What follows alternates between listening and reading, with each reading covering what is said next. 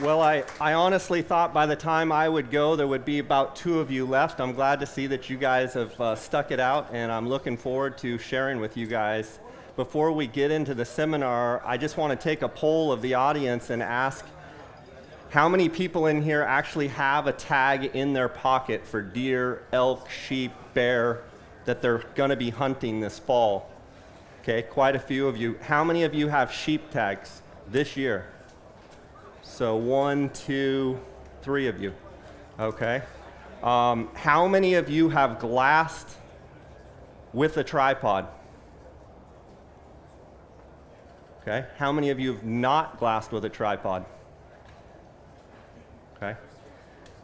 If I were to point out this tripod right here and say that if you come glass with me on hunts, now your hunts may be different, but if you come with me and I said, I don't ever want to see your tripod in this configuration, is there anybody here that doesn't know why I would say that?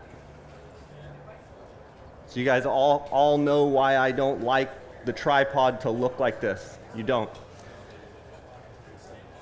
This tripod, everything is extended. The legs are extended, the center post is extended, which I don't have any binoculars mounted on here, but if I did, if you're standing here and glassing, I'm happy that you're using this tripod, but I would rather see you take this leg, push it up so you're using the more solid portion of the tripod rather than these flimsy legs down here at the bottom.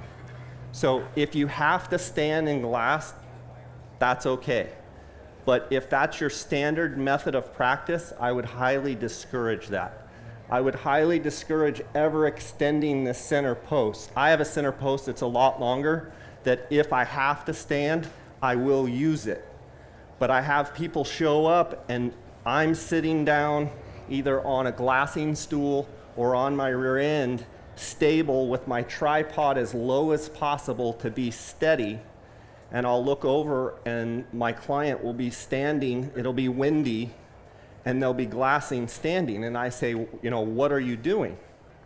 Well, I'm glassing. I say, I think you'll find more if you drop these bottom legs, so you go with the more sturdy portion of the tripod.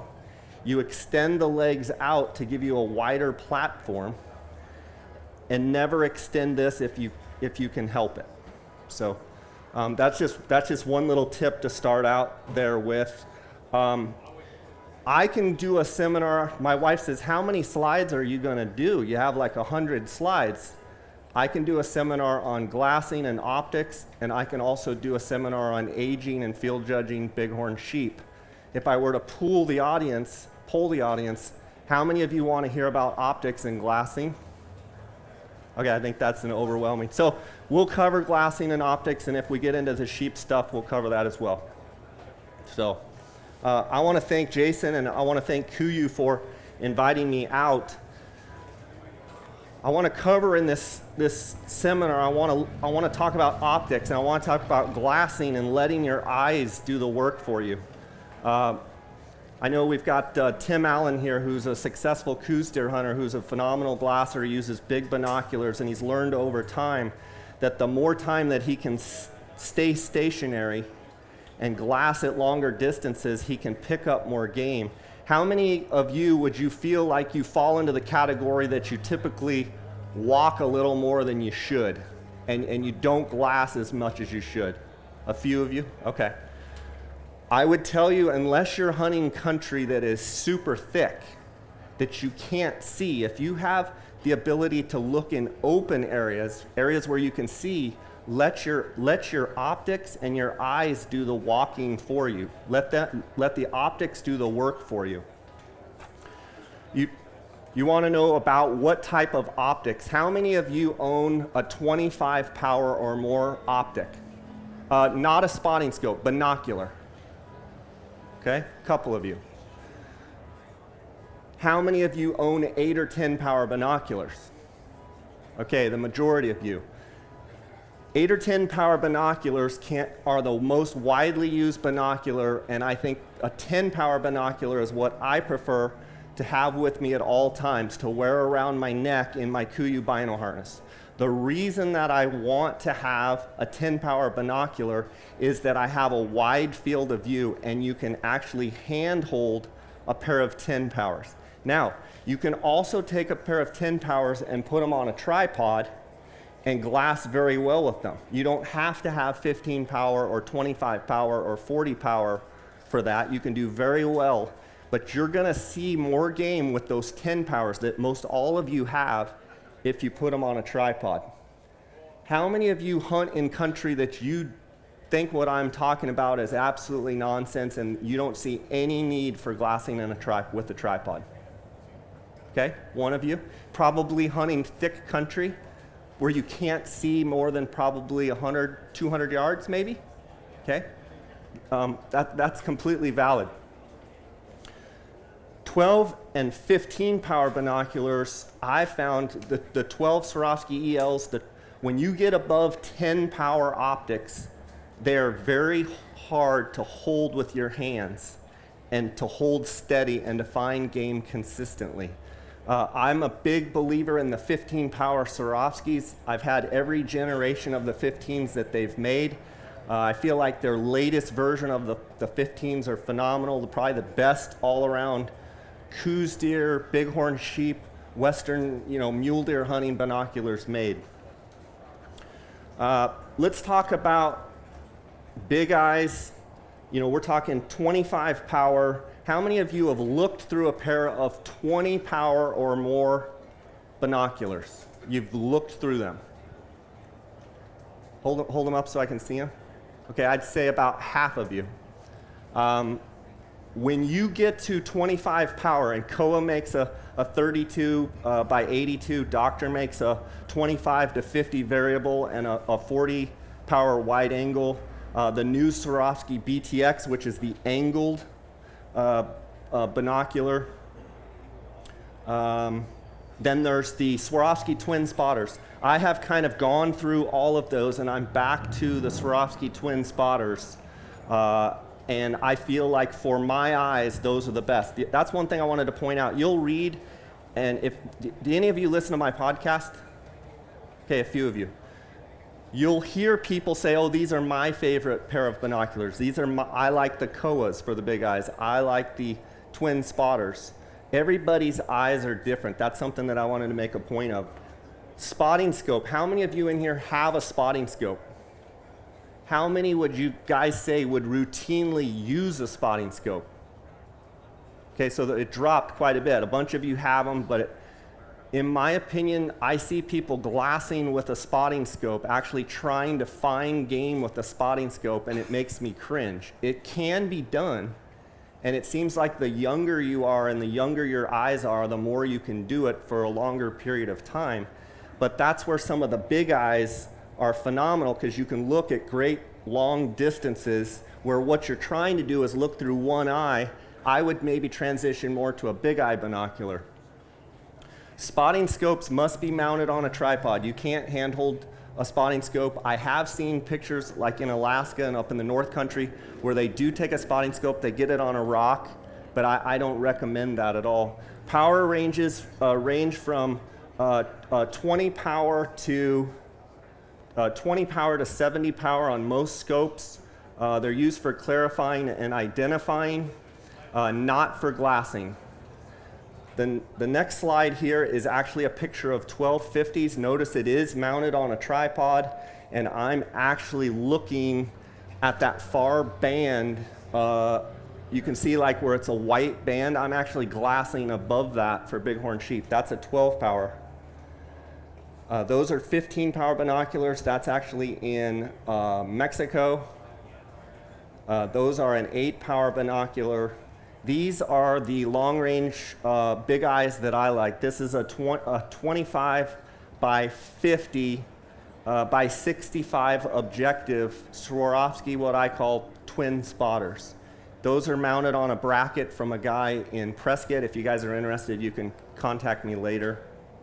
I'll put you in touch with them. If you notice what's going on here in this picture, I should probably point out over here. Here's a client, he's laying down, he's about to shoot at a Coues deer, and I'm actually watching the Coues deer through the big eyes. I really like having that magnification, especially when I'm trying to call a shot. So that's a huge benefit for me as an outfitter, using a high-powered binocular that I can actually see where the bullet's hitting, and I want as much magnification as I can. Are the slides jiving here? These should be the KUIUs. Yeah. Okay, those are the 32 power KUIUs by 82, so 32 on the ocular, 82 on the objective. Those weigh 14 pounds. That tripod weighs about 14 pounds. I owned those when they first came out. I had them for about 5 years. Optically, they're a phenomenal glass, but you're starting out with 28 to 30 pounds, including the head. You've got about 30 pounds in your backpack before you even start. The more I carried those, the more I was hoping for something lighter. This picture is actually the Swarovski BTX. I believe that's the 95 objective on that, and this is a new phenomenon, a new product from Swarovski that's really done well. It's been very well received. The next photo is me actually glassing with that BTX in Colorado, and I believe the objective lens, which you've got the ocular, which is up by my eye, and you've got the objective, which is the longer portion, and that is a 65 millimeter. Here you've got me glassing for some bighorn sheep. I've actually got my 30 by 70 eyepiece with a 95 millimeter objective there. Do I have any questions about 8s, 10s, 12s, 15s, and big eyes? No? Okay. Like I said before, I'm going to bump up to this first slide so you guys can kind of laugh. That's me actually making a joke, hand-holding the 32 power, 14-pound KUIUs just to get a photo so you guys could get a kick out of that. If you want to be an effective glasser, in my opinion, you have to glass off of a tripod. I did this as kind of a joke. Use a tripod for a more steady and stabilized look. A sturdy tripod with less vibration makes for better glassing. You get carbon fiber or you get an aluminum tripod. I prefer carbon fiber. This is not the tripod that I glass with every day. This is Jason's tripod. I just wanted it for a prop. This is a carbon fiber tripod. This one is made by Manfrotto. This is a very, what I would call sturdy tripod. This is not one you would want to use backpacking or if you're trying to go ultralight. I like a company called Slick. A 724 CF2 is actually it's a 3-leg tripod. I have a long center post and I can actually stand behind it and glass. The circumstances when I would actually stand to glass would be a lot of times if I'm walking a ridge and I'm mule deer hunting, or even if it's Coues deer or elk, and I carry it extended with my backpack, and a lot of times when I'm moving up and down or on a ridge line, I'll pop it up, glass real fast, and then I'll keep walking. Tips for glassing with a tripod. Try to always glass sitting down with a firm base. We talked about that. Don't extend the center post, and utilize the leg strength, and try not to extend the bottom legs. There's me glassing with the big glasses. Here is my hunting partner, my guiding partner, Dar Colburn. This was on a mountain goat hunt in Alaska last year. Neither one of us took a tripod. Our guide had the tripod and the spotting scope, so we didn't even take because guys were like, no, you can spot mountain goats, they're in green grass, no problem, you guys will find them. But notice, Dar is sitting, he's in a position here where his elbows are tucked, and he's as stable as possible. If you're just up looking around like this, you're gonna miss stuff. So if you have to handhold, get in a position where you can tuck your elbows in, get in a position where you can crouch, and let this kind of act as your stabilization or your tripod. This right here is actually an outdoorsman's bino adapter. In my opinion, this outdoorsman's bino adapter is probably one of the single most important things of anything I'll say today. You can have the greatest binocular and you can have the greatest tripod, whatever brand you want, but if you don't have something that attaches the bino to the tripod and does not wobble, does not have any shake, you've totally defeated your purpose of spending $3,000 on a pair of binoculars and $600 on a tripod. This piece, I want to say it's under $100, is the best I've ever seen that mounts basically any binocular to a tripod. Unfortunately, I don't have one here, but there are some pictures. You can also go check them out on their website. What's the name of that? It's called the Outdoorsman's Bino Adapter. And like I said, it's probably the single most important thing or the thing that I'm most passionate about. It's the best product for mounting any binocular to a tripod. There's all sorts of tripods. Okay, here's a picture that I want to point out, and I'm not saying names or anything. This is a young kid, so I'm not poking fun. But if I were to look at this photo, do you see the distance there? He is sitting down, but he has this fully extended. What I would do is I would actually extend these legs up and lower the post down. So you can extend the legs up even if you have to go out, but get this post all the way at the lowest position. You never want a glass with that anywhere other than right there. I'm very adamant about that. This is better than him hand holding, so he does have some bit of stabilization, but he doesn't have, if wind comes up, he's gonna have vibration and shake. Okay, glassing tips. Learn to pick out good glassing points. I think it's very important that if I tell you to, get low, get your tripod stable, if you're not picking good glassing points and you don't know how to find a good glassing area, all of the tips of keeping your binocular stable is not going to help you.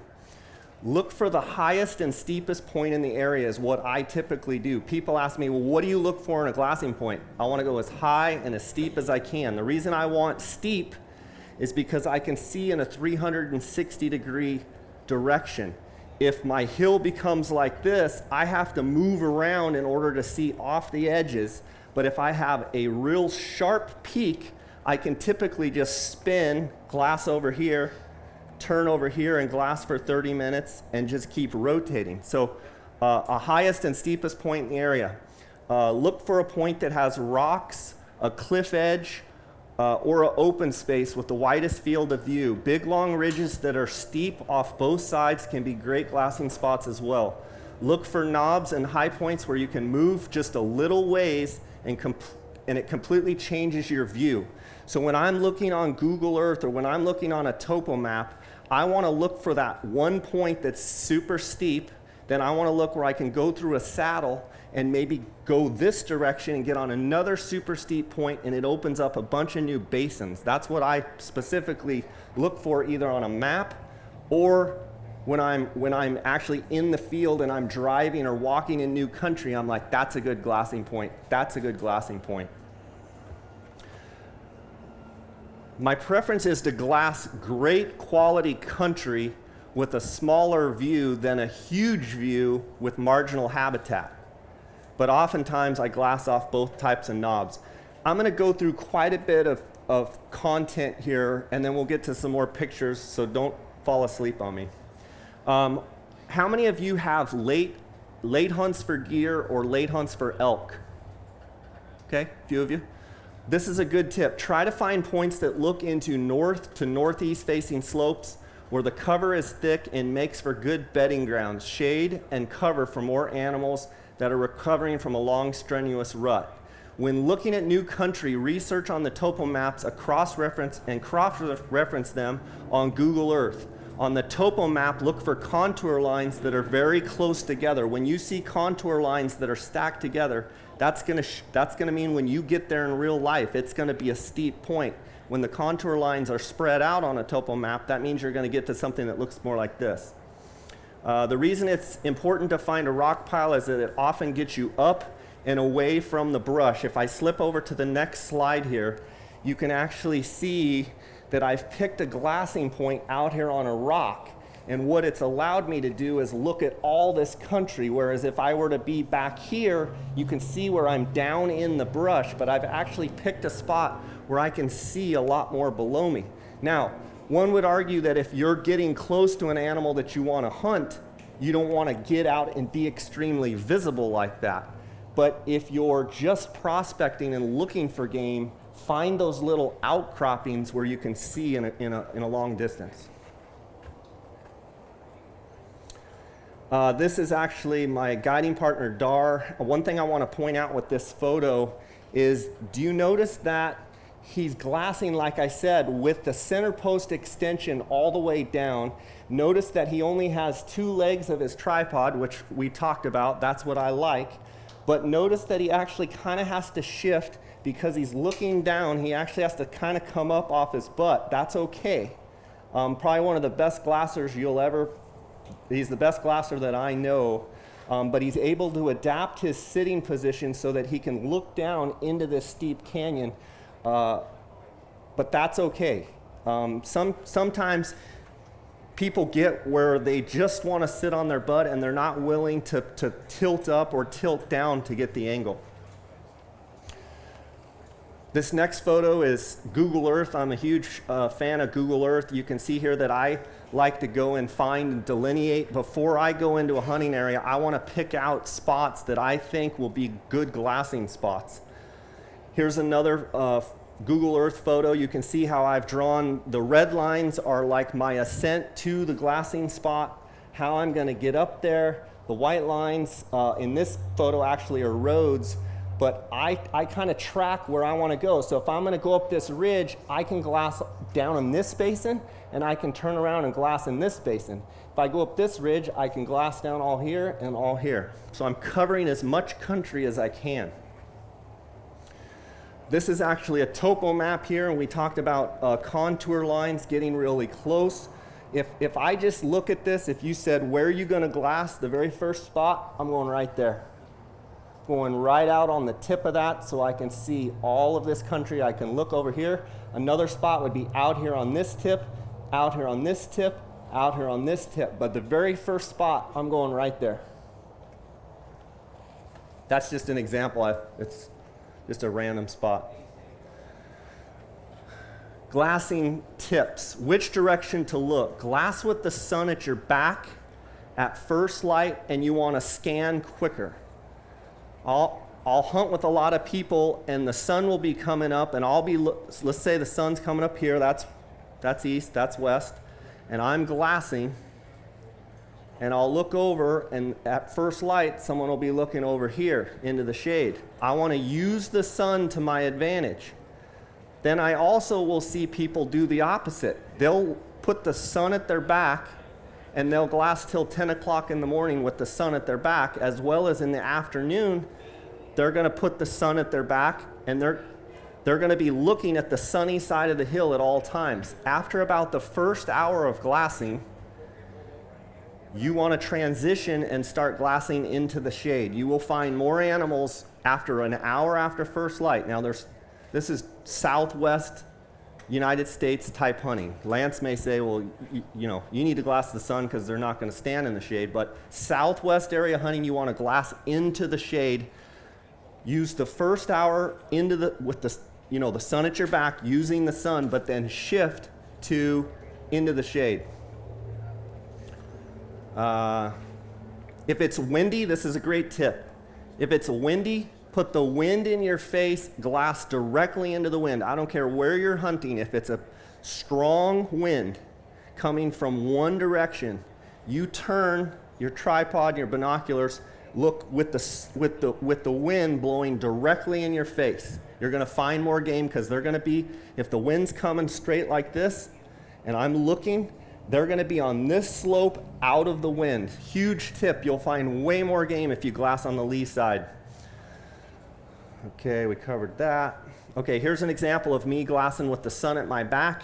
I want to make a point of this slide. I'm glassing with the sun at my back, and in this position, I am glassing and scanning very quickly. The first hour of light, I am going to glass very, very quickly. I am not going to grid the area. You hear about gridding. In the first hour, I want to be scanning. I'm mostly scanning left to right, then I drop down. I typically start at the top, and I scan and pan back and forth, and I'm basically taking a paintbrush and just sweeping. So I am looking at all these sunny sides, and I'm looking at the most obvious spots first. And the first 15 minutes of glassing, I'm just shotgun glassing. I'm looking here, looking there. Any place, any saddle, any place that I think game will be. Then I start slowing down a little bit, and then I start just swiping back and forth. Okay, here's Dar glassing. This is in Coues deer country. Notice how many different ridges he's looking at here. That's a good thing to point out. The more country you can see, in most cases, the more animals. He's probably already looked at this. Knowing Dar, he's looking at something up here, but he can cover all of these ridges from one spot. The more country you can see, the more game you'll find. But you can get flooded where you've got so much country you get overwhelmed, and you've got to kind of, in other words, work this close hill first, look at all, then scan all this, then scan all this, and then move to this, and then I would say start over. And once you've covered it twice, then maybe turn around and start looking in a different direction. Is this okay, guys? Are you getting value out of this? Okay. If there's questions that arise, feel free to ask them too. This is actually Jason. He's hunting with me in Mexico.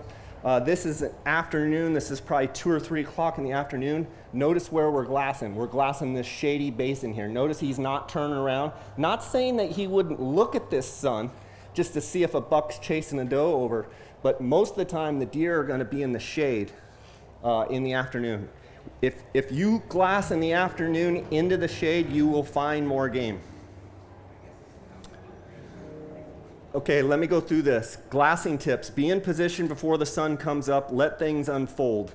I like to be on my glassing point at least 30 minutes before the sun comes up for several reasons.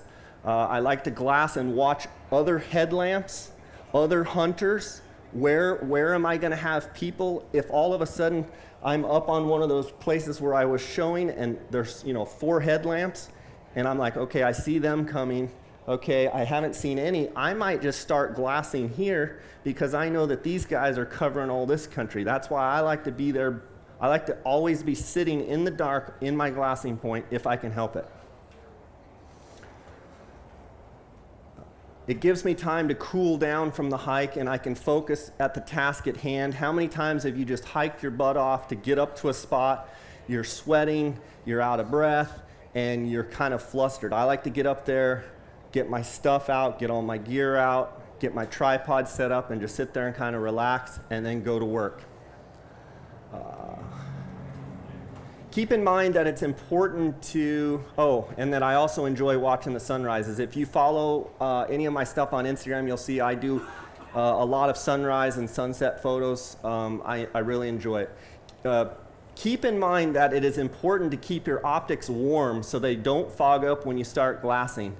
What I do when I'm hiking up to a point and it's below 40 degrees, I'm going to keep my binoculars warm. I'm going to keep them in my KUIU bino harness, but I'm going to have my jacket.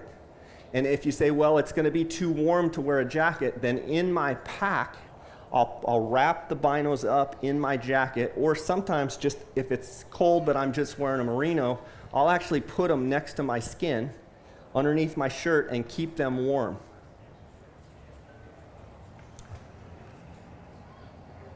I always take my optics inside at night. If I'm truck camping, I try and put them either in my tent, wrap them up, and keep them warm. Once they get cold and then they warm up, that's when you're going to get fogged glasses. Another thing, if you're hunting with me on afternoon glassing sessions, I always say stay till pitch black dark. Most animals move at last light. Here's a picture of glassing, basically with no light left. Here's an example of me glassing in the afternoon. Notice I've got my shoes off actually, my boots off, and I'm actually glassing some of those shady slopes up there. Now notice, I have broken my rule here of having that center post extended, but notice that I'm also down to it's a 3-legged tripod, or 3 extension, but I need just a little bit more. It's okay at times to extend that, just don't make a huge practice of it. Another sunset glassing photo. Here's dark glassing with the 32 power KUIUs. It looks like a trip to the chiropractor to me, doesn't it, you guys? There I am glassing with the KUIUs all hunched over. That's one thing I'm a big proponent. We won't get into it too much, but I like straight binoculars and I like a straight spotting scope. Those KUIUs that are in this photo, if I were to go up to a peak, which typically I always glass from the top down, because of the angled binocular, I would actually have to get in a stool and hunch over in order to point the binos down, if that makes sense. If you're glassing from the desert floor up, they're great because you can just tilt them and your objective's pointing up and you can just look down. But the reason I switched to the twin spotters is I like a straight glass. Here's Jason again glassing the afternoon slopes. Here's a bighorn sheep hunter of mine. You can see he's glassing the shady basins there in Arizona. There's afternoon glassing. I mean, that's typical. And 90% of people that come and hunt with me, they're gonna not like looking into the sun and looking into that glare. They're gonna wanna look the other way. But 90% of your animals are probably gonna be in the shaded region. One thing to point out there is also, if you get in a glare situation like this, you can actually put something over your head so you don't get that glare of that afternoon sun in your eyes. That's me looking through a spotting scope at a bighorn ram. That's Hunter Haynes. He's a guide of ours in Mexico at First Light. Incredible glasser. He's covering those yellow slopes across there. Glassing tips. Learn to glass quickly when the time is right and slowly when you need to slow down and pick out details. Don't grid at first light. Learn to scan the likely areas where the animals will be. About an hour after first light, you can grid, use a system to efficiently cover all the area. We talked about that. I usually start at the top, and then I glass horizontally, left to right, side to side. One of the big tips I can give you, if you're not finding anything, you're probably panning too fast. You need to slow down. Here I am glassing, not on a good glassing knob. If you'll see, I'm kind of on a ridge like this, but I'm doing the best I can to pick these portions out. Can you see how the debris and the brush is kind of in my way? If I found more of a point like this, but sometimes you're just stuck where you're at. Here's some guys glassing standing. It's okay. It seems like the older people get, the more their backs hurt, where they can't sit forever. They do have to stand, and that's okay. I prefer to sit as much as possible. Here's Jason about to take a shot at a coos deer. Notice in this situation, if you're hunting on your own, in this situation, this would be a good thing. If you've got your binoculars on a tripod, you're about to shoot a bedded deer. As soon as you shoot, you don't know where it went, you can't find it in your scope, your binoculars are on the tripod on the exact spot. You're flustered.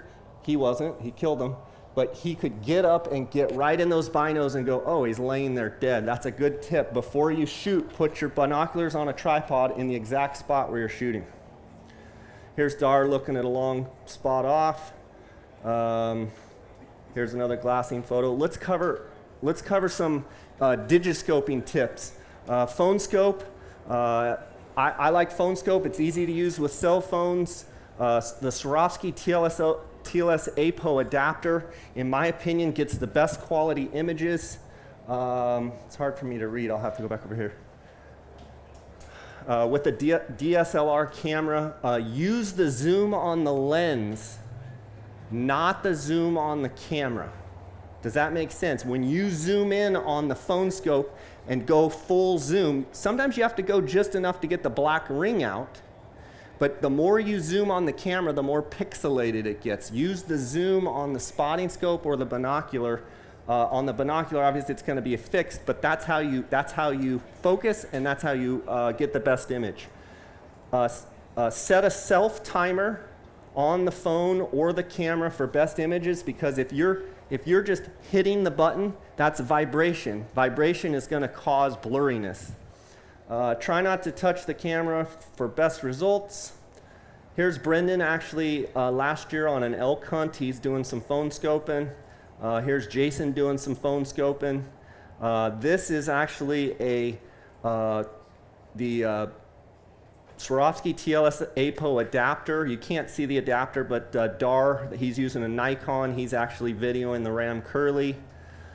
Here is, if you look at this photo, I'm actually digiscoping rams that are up there. You can see the image there. And the next photo is actually what I'm actually shooting. So you go from this photo to that photo, and that's actually what I'm looking at there. There's Curly, took a lot of digiscope of him. There's an image Dar took of Curly. Here's a bighorn sheep hunter of mine doing some phone scoping. Okay, do you guys have any questions on glassing before we do? Go ahead. Coos whitetail, most of the time I won't just hand scan unless there's some open hillside that I think, oh, a buck could be right there. Most of the time I'm going to slip into my new spot, I'm going to set my tripod up, I'm going to get as low as possible, and then I'm going to scan quick when I first sit down. That's how I would do it. Yes, sir. Binocular with a built-in rangefinder, that's something I didn't cover. I think they're fantastic. I use the Swarovski EL range. Leica makes a good pair as well. Zeiss makes a good pair. That's kind of the trend these days, and I like it. I use them a lot. I have 2 Dall sheep hunts this summer. I have one in Arctic Red and one in with Lance in Alaska, and I'm actually going to take my 10x42 ELs, or excuse me, yeah, my ELs, not the EL range, and then I'm going to carry a little loopholed rangefinder on my belt, actually in the KUIU, on my belt in the KUIU pouch. Yes. He asked if I have any issues with what? Okay, he asked if I have any issues with the dual spotters, which we saw a photo of. They're about this long, and he's asking if I have problems with them getting knocked out of alignment. I have not, but I'm pretty careful with them. I actually have a really nice case. The Outdoorsman's makes this case that actually fits them perfect, and I put them in my pack. If they were to get out of alignment, I could take them out and probably get them straightened back out, but I've used them 2 full seasons now and never had them knocked out. Yes. Yeah, so I don't want to, I'm only speculating because I have not blacktail hunted, but if you have the ability to see country, I'm going to use a lot of these same principles of get high, get where you can see, even if you can't see a lot. It could give you something that could push you over the edge of finding a buck that maybe you wouldn't see if you're down in the timber. I would rather glass smaller bits of country than wander around in the timber. I'll take whatever I can see and take my chances from there. Any other tip or question? Yeah, so the tripods that are light are the Outdoorsman's. That's a machined aluminum tripod. They make it in several sizes. And then there's a company called Slik, S-L-I-K. They make carbon fiber tripods, and they are very lightweight. Both are expensive. One is a machined aluminum, one is carbon fiber. And then binoculars. Is that what you asked? Or a lighter weight spotting scope. If you have a 10-power bino and you want a lighter weight spotting scope. Yeah, so what I use is a Swarovski. I'm a huge believer in Swarovski binoculars, but in my opinion, you guys go on, you do a lot of expensive stuff. I would buy Swarovski, Leica, or Zeiss. That would be what I would tell you. If you're going to splurge on anything, splurge on your optics. To answer your question specifically, I like the 65 millimeter objective, the modular system by Swarovski that has the 30 to 70 eyepiece. That's the one that I will be taking to the Northwest Territories and Dall sheep hunting. So the question is, he's looked through the Swarovski BTX in the showroom, but not in the field, and he wants to know about field of depth of field. Without having two objectives. It's only one objective. Right. I have not. I've actually been very impressed with the BTX. I have the 65 millimeter and the 95 millimeter, and I've been very impressed with both. Now, when it's game time, the twin Swarovski spotters are in my pack. I have gotten to where I don't like to look down. If I took a poll in the audience, 50% of you would say, I don't like straight, I like angled. I'm a straight, I like looking straight, where when I get up high, I can look straight down and don't have to go like this. But it's a phenomenal product if you're okay with angled, the angled look. Any other questions? If the Swarovski BTX was not angled, I would use the Swarovski BTX hands down. Because of the issue that he brought up, that if they do get knocked out of alignment, I'm hosed. If Swarovski BTX was made in a straight, it would be my go-to 100%.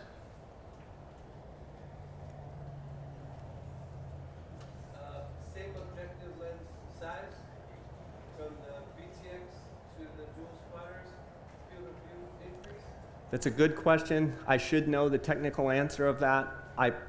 I believe the twin spotters. I should know the answer of it, and I don't. I can tell you when I'm glassing, I have no problem with the field of view and the twin spotters at all. Is it, you would say that twin spotter is an increase?